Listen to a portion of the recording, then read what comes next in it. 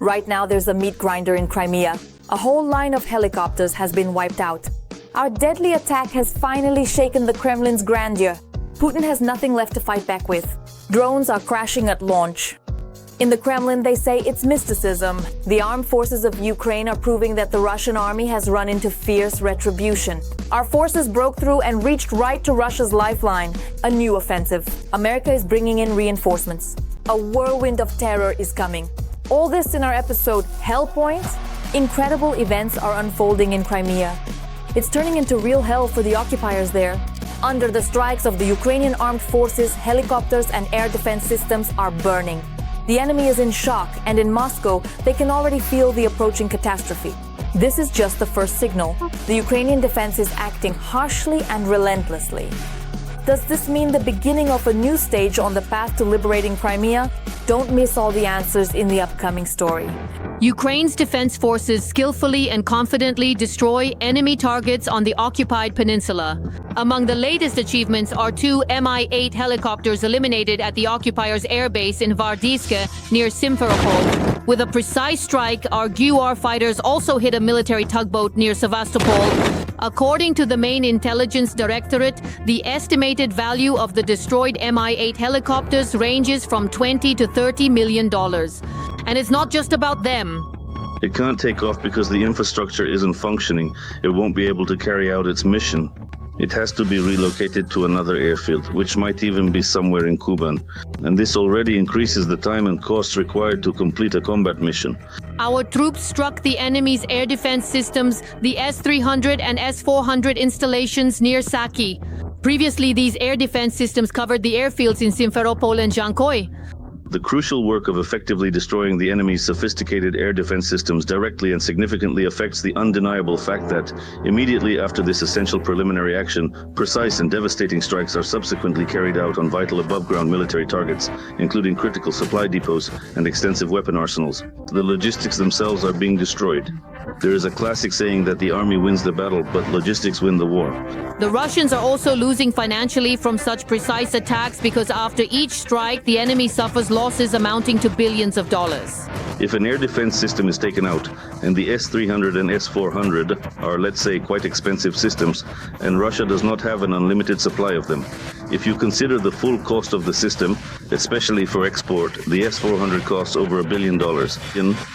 The destruction of radar complexes and stations, Russian military facilities and helicopters, all of this is the result of the coordinated work of Ukrainian defense forces and systematic operational planning, particularly to bypass enemy air defenses with which the occupiers try to protect their assets.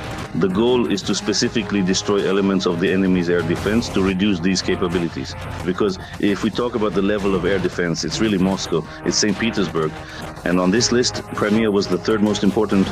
Today we can see that air defense in Crimea is being destroyed. Accordingly, they are pulling in, and here I'm talking about the peninsula, air defense elements for restoration already from the territory of the Russian Federation. In a year of occupation, the Russians have turned the Ukrainian peninsula into a military base. Step by step, our defense forces are destroying it along with the enemy's logistical routes. Elvina Saitbulaeva, Anna Brikova, We, Ukraine's Marathon United News. For the first time, footage has been shown that changes our perception of the war. In the Sivershchina region, Ukrainian forces destroy about 100 Russian FPV drones every day. The enemy signal comes under our control and the drones drop like flies. The work of the electronic warfare units is so impressive that the enemy is left speechless with astonishment. This is not just a success, it's a new historic stage in the struggle. You have to see it with your own eyes. In the north of Donetsk region, the Russian summer offensive ran into the city of Siversk. The occupiers dared to launch a massive assault, but the soldiers of the 54th Brigade were waiting for them. 30 units of military equipment and 41 motorcyclists. Almost the entire armada was left burning in the field. The enemy's objective was basically to enter Siversk. It was a duel between our armored group and the enemy vanguard. With that tank that took about 17 FPV hits and kept moving, because it was so heavily armored that it was only destroyed when our tank shot off its armor plating and then the FPVs were able to reach it.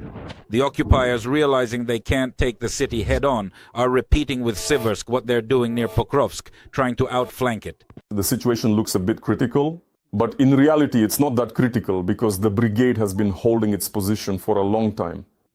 The city of Siversk is well prepared from an engineering standpoint. They can't take us head on.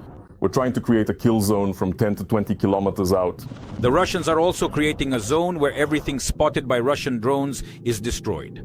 Despite the mortal danger, the soldier watches as the killer drone searches for its target. Unfortunately, it finds one. The Ukrainian troops lose a vehicle, but against drones, the defenders of Siversk have an invisible yet highly effective weapon. The soldiers in the trenches can't see it and rarely think about the fact that it is what gives them a chance to survive. This is a Russian kamikaze drone of the Molniya type. It has already been intercepted. What exactly was this particular drone loaded with? With a fragmentation high explosive, 2 fragmentation high explosive charges. And this kamikaze drone is already carrying several kilograms of death in real time, heading towards Siversk. But the interceptor drone comes in from above and interrupts its flight.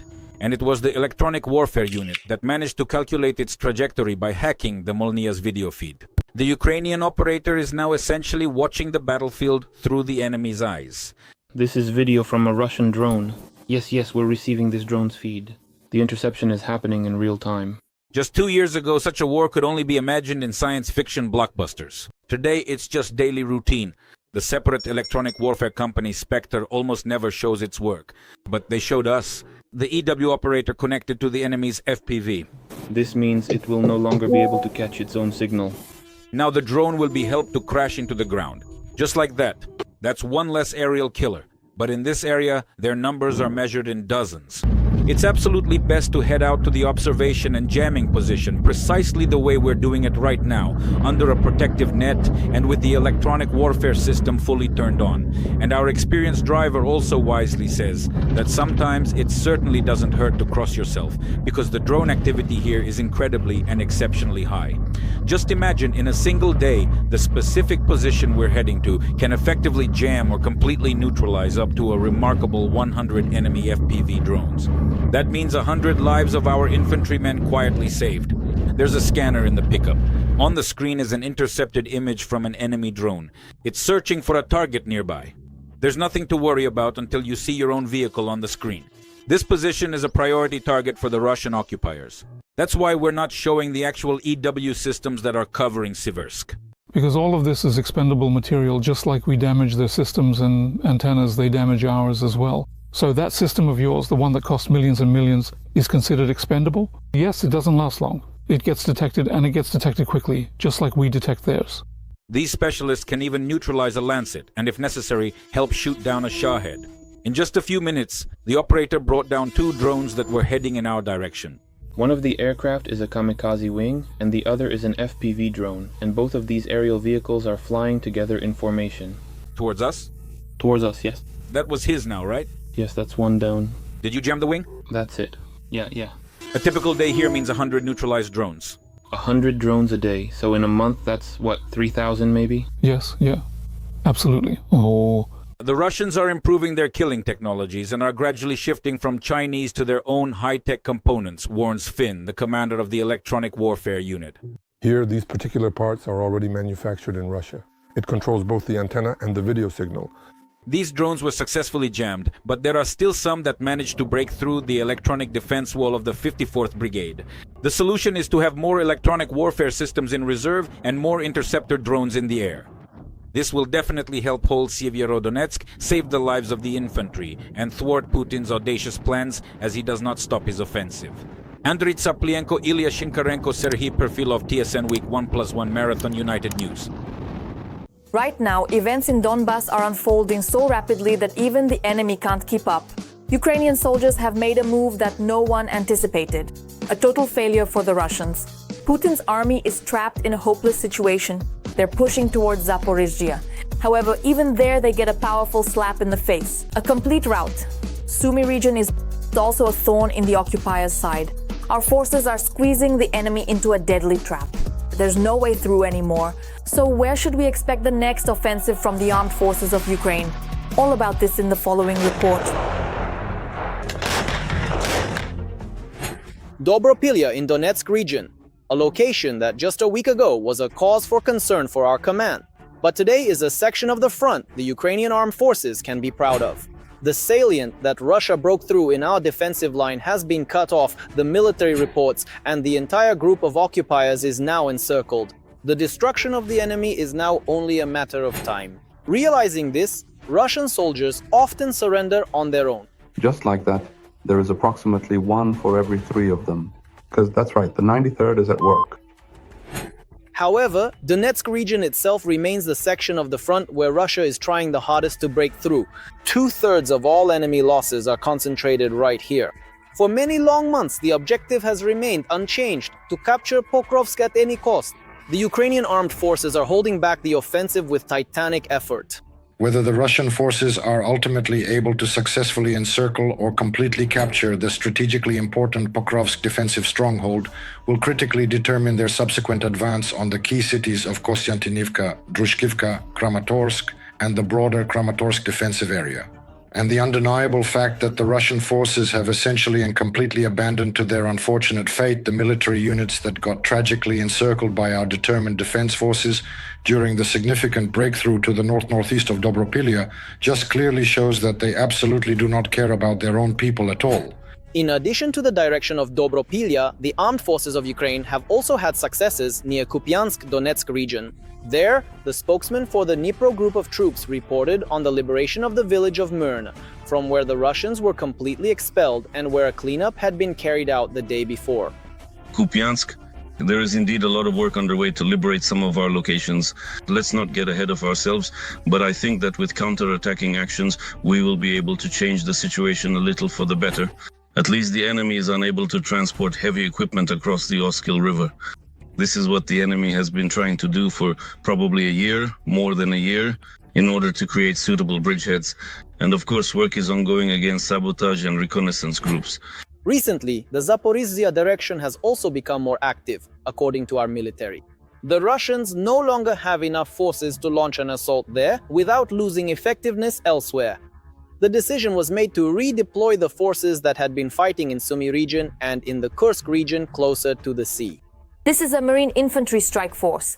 But after bringing fresh Marine and airborne forces into Sumy and Kursk regions, once they are already worn out in battles there, they are then redeployed to the Zaporizhzhia direction. Yes, indeed, these are certainly some of the most highly prepared forces for significant offensive operations. But to a very large extent, these are already quite depleted units and formations, unfortunately. The result of such a regrouping did not take long to show.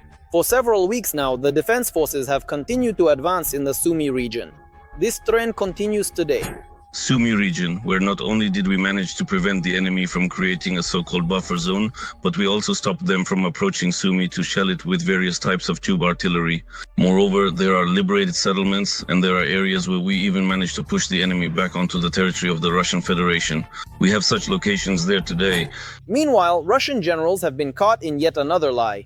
Of course, they've learned how to paint a pretty picture behind the border, but those images don't reflect reality. In particular, the deception was noticed during a briefing by the chief of the Russian General Staff, Gerasimov. On the map, it was shown that Russia controls the entire gray zone where their soldier has appeared even once.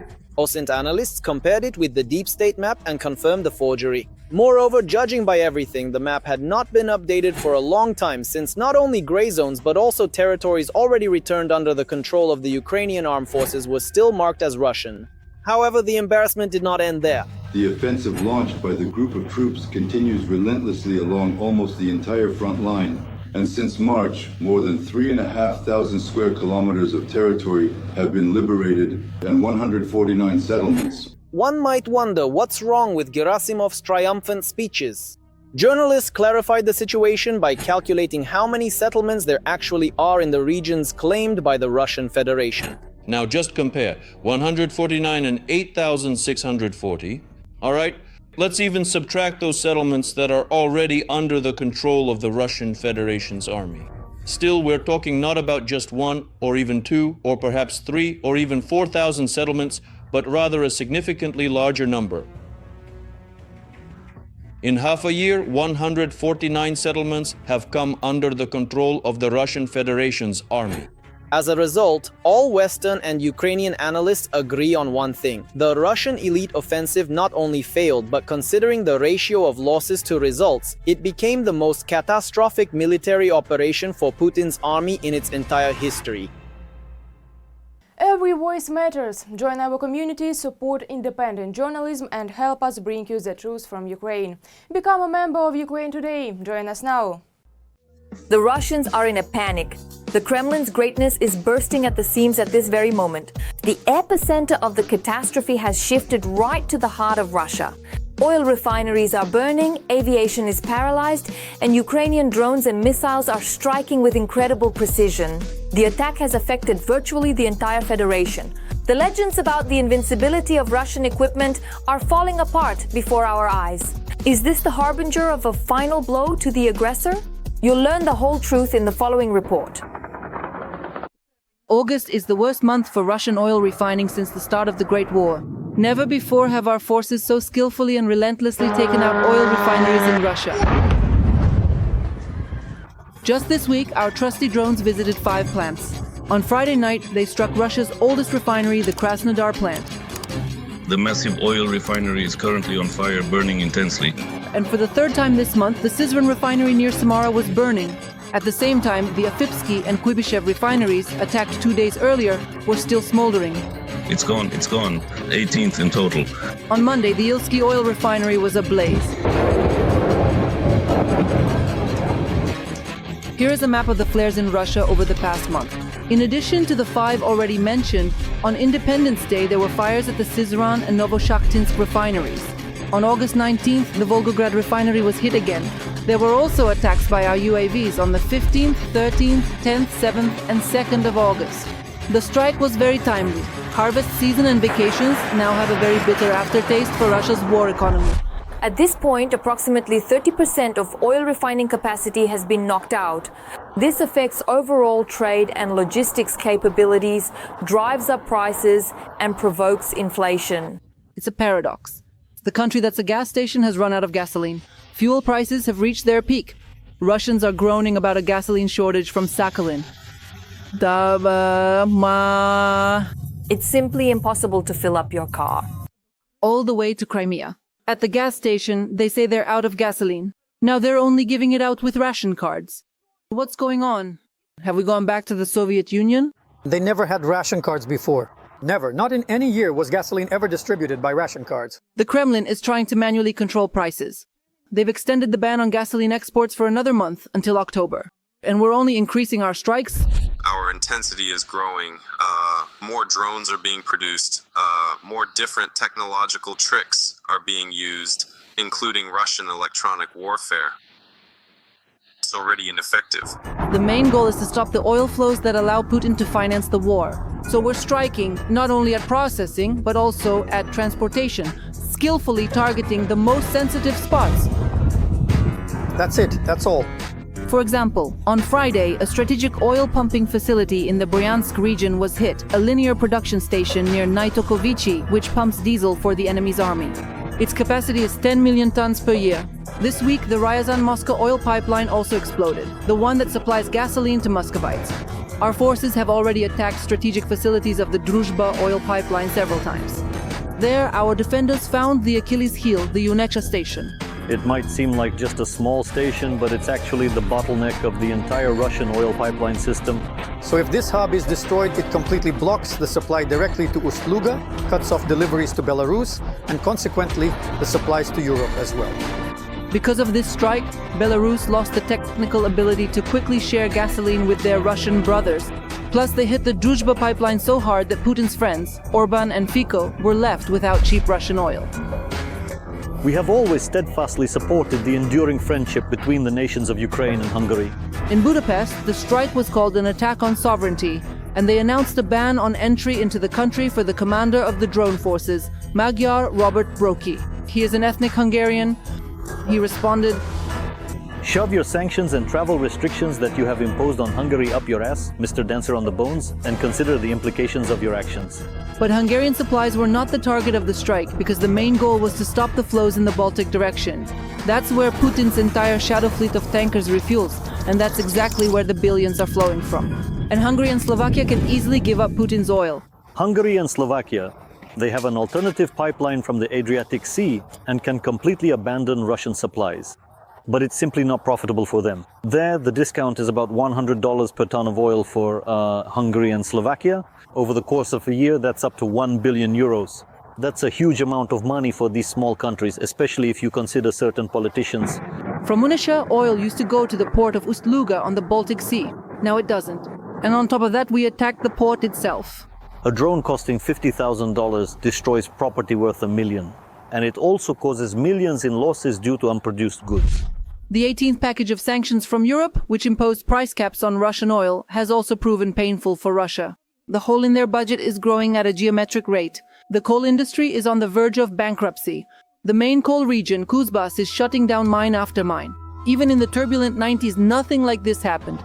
Aviation is also on the verge of collapse. Constant announcements of KVO plans and airport closures have made flights unpredictable and unprofitable. Due to Western sanctions, finding spare parts for aircraft repairs is extremely difficult.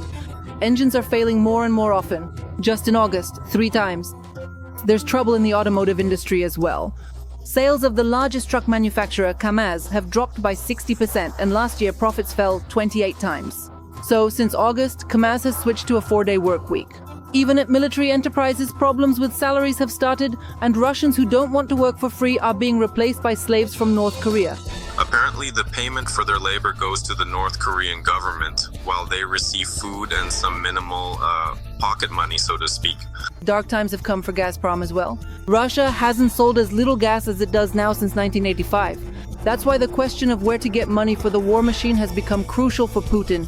He will definitely be asking for help from China, North Korea, and negotiating with India at the SCO summit. We'll see what the dictator's friends are willing to do, but it seems he won't be the one setting the tone of the conversation. Well, India and China understand that Russia is in a very precarious position, and they too are starting to twist their arms even more, demanding additional discounts. But the main thing is our influence. With Beaver's ferocity, darkness, and Palyanitsia until the gas station country loses its last customers.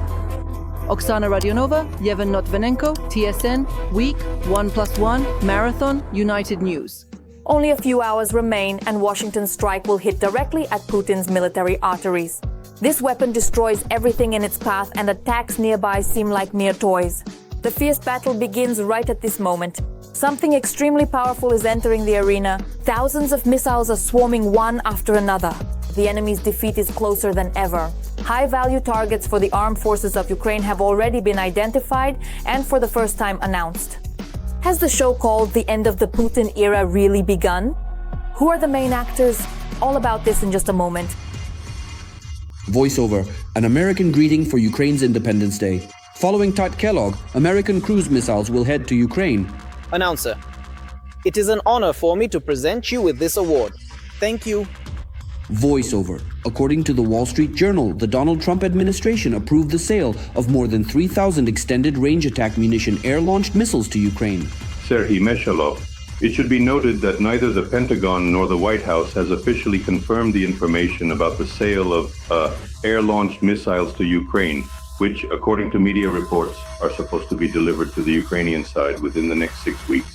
Therefore, we can say that this is a so-called controlled information leak. That is when the Russian Federation is made aware of the White House administration's plans. Voiceover. A few days earlier, Russian terrorists launched a missile strike on an American company's factory in western Ukraine. In essence, Putin completely nullified Trump's words that the presence of American business in Ukraine is in itself a guarantee of security. Correspondent, what did you say to Vladimir Putin regarding yesterday's strike on the American factory in Ukraine? Announcer, I told him that I am not happy about it. I'm not happy about anything that's happening in this war. Voiceover. After some time, the President of the United States made an important statement. Donald Trump admitted that Ukraine cannot win the war by only defending itself. Announcer, it's very difficult, if not impossible, to win a war without attacking the aggressor country. It's like a great sports team with a fantastic defense not being allowed to play offense. There's no chance of winning. That's how it is with Ukraine and Russia. The dishonest and very incompetent Joe Biden didn't allow Ukraine to strike back, only to defend itself. And what came of that? Voiceover. According to experts, the supply of long-range air-launched missiles is Trump's logical response to the demonstrated unreliability of the Russian dictator. Serhiy Meshalov, the so-called a la bird, meaning a retaliatory strike from the United States. Moreover, I do not rule out that, along with or in parallel to the possible supply of strike weapons, permission will also be granted to carry out a retaliatory strike on the territory of the Russian Federation. Voiceover. The key aspect of the supply of American air-to-surface missiles, which, as reported, have been paid for by Ukraine's European allies, is their large quantity, specifically 3,350 missiles and their strike range of up to 450 kilometers. Serhiy Meshalov, 450 kilometers covers virtually the entire rear infrastructure of the Russian occupation army directly on the temporarily occupied territories of Ukraine. Additionally, if permission is granted to use these strike assets on the territory of the Russian Federation, it would cover the entire rear logistics of the Russian army and, accordingly, legitimate military targets on the territory of the Russian Federation. This is significantly, almost by a third, greater than the tactical and technical specifications of the American ATACMS. Voiceover. The combination of the number and range of the ERAM missiles suggests that, unlike the scarce Storm Shadow and ATACMS, these missiles can be used much more frequently, including for precision strikes against fighters, bombers, and the launchers of the occupier's army. Serhiy Meshalov. First and foremost, it appears that air bases will be the primary focus of increased attention from Ukraine's defense forces. In addition, the launch points, specifically the locations from which UAVs as well as cruise and ballistic missiles are launched on the territory of the Russian Federation, will also be targeted. Darina Hutsakalo, that's all from me for now. This was me, Darina Hutsakalo, with you. Even more scorching news from the front lines in our next episode. And in the meantime, don't forget to subscribe and hit the like button. See you soon.